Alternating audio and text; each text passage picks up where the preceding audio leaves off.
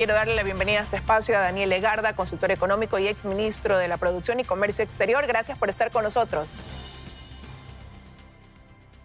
Hola Liz, buenos días. Gracias por la invitación. Saludos a la audiencia. A usted nuevamente por acompañarnos para el análisis. Hoy estamos entrando ya en este tercer día de vigencia de los aranceles impuestos a productos tanto para los importados de Ecuador a Colombia y viceversa. Y quería empezar preguntándole quizás cómo resumiría la situación de estos días, qué efectos ha observado en el comercio bilateral desde entonces. Gracias, Liz. El escenario que temían productores, gremios, exportadores, importadores, finalmente se ha dado, que es el escalamiento de la situación.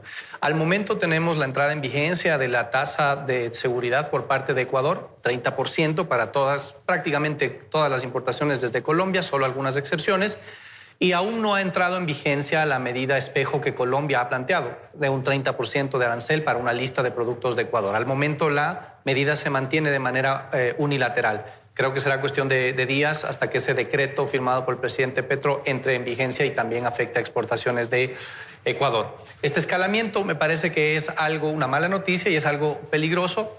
Y aquí vale hacer la pena tres reflexiones, Liz, la reflexión con 3 puntos. La primera es: ¿cómo ayuda esto efectivamente a la seguridad? ¿Cómo ayuda el poner al importador de medicamentos, a la farmacéutica que importa medicamentos o a la empresa que importa cosméticos o al exportador de neumáticos?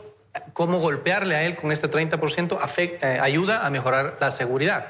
A mí me parece, y en base a mi experiencia, que los temas deben mantenerse de manera y tratarse de manera separada. La seguridad por su lado y los temas de comercio por su propio canal igualmente. Para eso existen otros mecanismos efectivos en donde se puede llevar a cabo las discusiones. Esto porque estoy seguro que en el ámbito de seguridad algunas de las preocupaciones que tiene Ecuador son efectivamente, tienen un fondo del asunto y es legítimo, pero deben tratarse en su propio ámbito, ¿no es cierto? Y no afectar los temas de comercio. La segunda reflexión, Liz, es esta tasa. Es una tasa que es contraria al ordenamiento jurídico que rige el comercio entre los países andinos, entre Ecuador y Colombia también.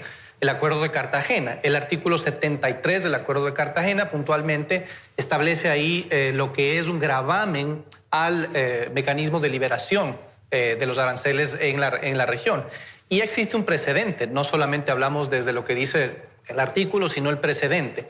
En el 2018 el Ecuador aplicó una tasa aduanera que no tardó mucho tiempo en ser cuestionada por varios países de la CAN y enseguida la Secretaría General de la Comunidad Andina determinó que efectivamente se trataba de un gravamen contrario al ordenamiento de la CAN y que por lo tanto Ecuador debería retirar esta tasa por un lado y devolver los recursos que recaudó con esa tasa por el otro lado. Esto hay que tenerlo muy en cuenta porque eventualmente, y podría también convertirse en un tema diplomático contrario para los intereses del Ecuador. Y la tercera reflexión y la más importante, Liz, es ¿qué está en juego aquí? Estamos hablando de 2.700 millones de dólares de intercambio comercial de los dos lados de la frontera. El año anterior Ecuador exportó alrededor de 900 millones de dólares. Importamos desde Colombia como 1.700 millones de dólares aproximadamente.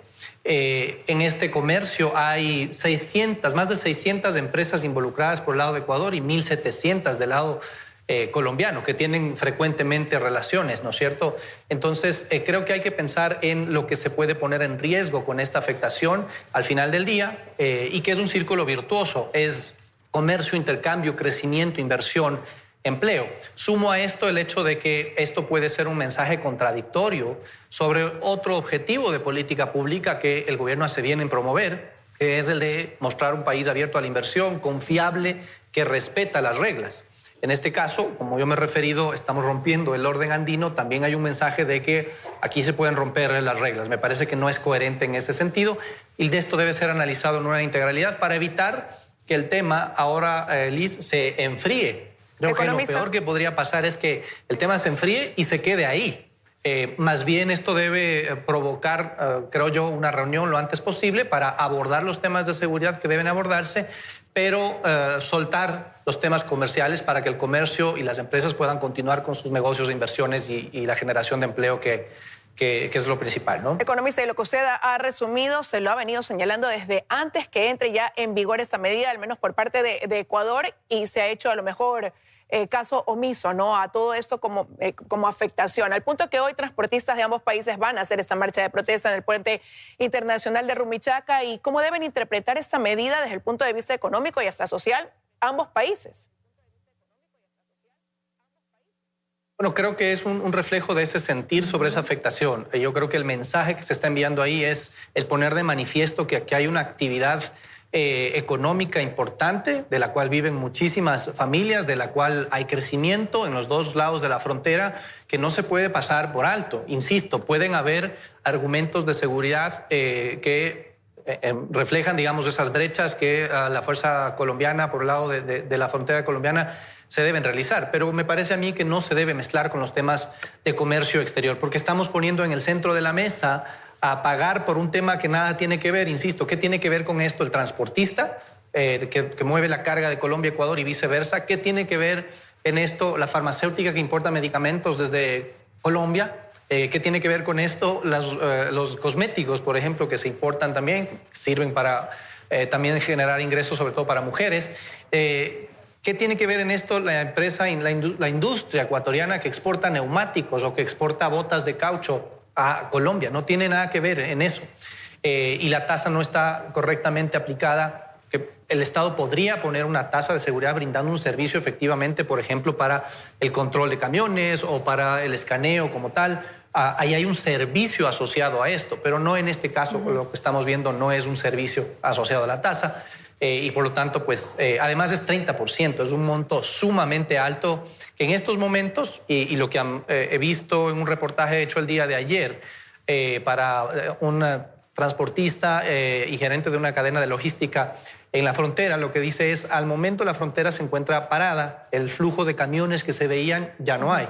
Lo que vamos a ver ahora, creo, al menos en estos primeros días, es que efectivamente hay cierta ruptura de esas cadenas productivas, sobre todo de importación, hasta saber qué es, hacia dónde va a devenir un poco esta medida, si es que va a haber un diálogo como tal o no. Creo que hay 15 días críticos hasta que esto pueda efectivamente verse. Usted dice 15 días críticos. Ya hubo un primer acercamiento entre cancilleres de ambos países. ¿Vio, después de lo poco que se conoció de esa reunión, que se ha ido allanando el camino para poder establecer un diálogo? Quizás cómo pudiera repercutir la reunión de Donald Trump, considerando la buena relación que tiene con Ecuador, ahora que va a conversar con Gustavo Petro, a lo mejor en tratar ahí de buscar también una salida, o simplemente se ve un panorama incierto y preocupante.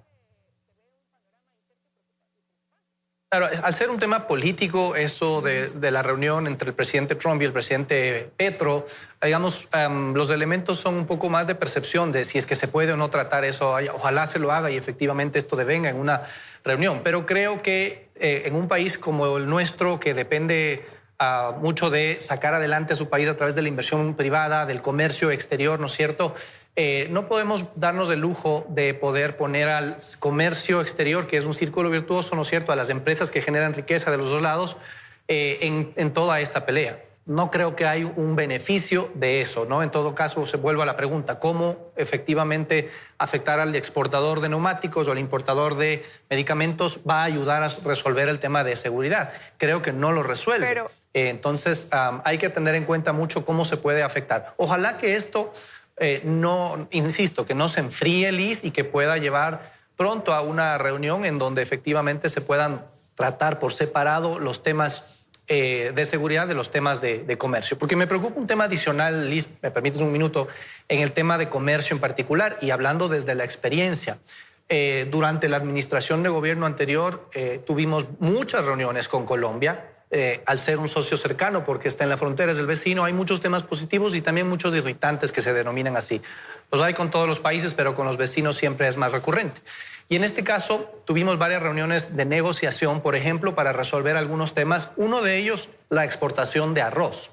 Colombia aplicaba un mecanismo que también era refutado con la normativa de la Comunidad Andina, que finalmente con las reuniones, la negociación, se terminó de liberar. Eso permitió que se libere el flujo de exportaciones de arroz de Ecuador hacia Colombia, que es el único mercado prácticamente que tenemos de exportación para arroz al momento. Producto de eso es que se han exportado casi 68 millones de dólares en arroz el año anterior. Con esta medida, el gobierno de Colombia ha encontrado el pretexto perfecto para volver a poner algunas medidas restrictivas al comercio, básicamente impedir la exportación por vía terrestre de el arroz. Eso prácticamente limita casi totalmente la exportación de arroz y pone en riesgo esos 68 millones de dólares en exportaciones de arroz y el sector y todo lo que está detrás. Entonces, son temas que también se deben analizar a la luz de lo que en el comercio exterior se ha trabajado, se viene trabajando en beneficio del país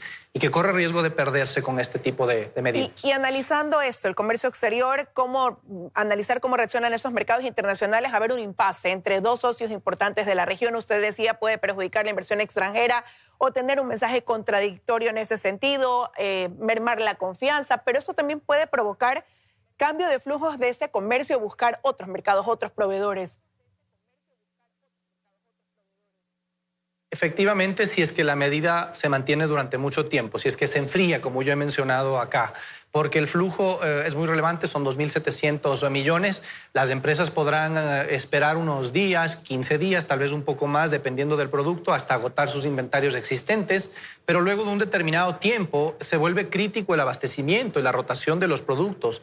Eso puede llevar, por un lado, al incremento de precios o a la búsqueda de otros proveedores, de sustituir proveedores de los dos lados de la frontera. Nos toca ahí pensar también desde el punto de vista de las exportaciones. La lista que ha sacado Colombia de su medida espejo, al menos una lista inicial, afecta un poco más del 30% de las exportaciones del Ecuador. Ahí están aceite de palma, botas de caucho, calzado de seguridad, tenemos también exportaciones de neumáticos, derivados de cacao, una serie de productos en 73 subpartidas que suman 280 millones de dólares que pagarían un 30% de arancel. Se vuelve prácticamente inviable para la mayoría de productos poder cubrir ese rubro, lo que va a generar una ruptura en las exportaciones de Ecuador hacia Colombia. Y vale resaltar en ese sentido, Liz, que Colombia es hoy por hoy el quinto mayor mercado de exportación no petrolera que tiene el Ecuador. Tenemos a la Unión Europea, Estados Unidos, China, Rusia y Colombia allí, muy seguido, muy